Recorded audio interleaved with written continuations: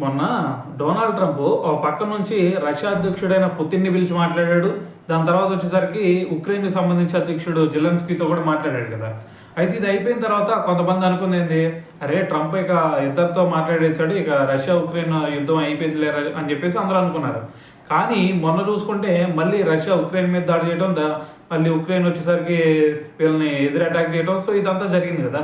So మరి దీంట్లో భాగంగా చూసుకుంటే మొన్న రాత్రి నుంచి ఉక్రెయిన్ రాజధానిపై రష్యా చేపట్టిన ఎయిర్ స్ట్రైక్స్లో 5 పిల్లలు సహా ఏకంగా 14 మంది అయితే చనిపోవడం జరిగిందనమాట.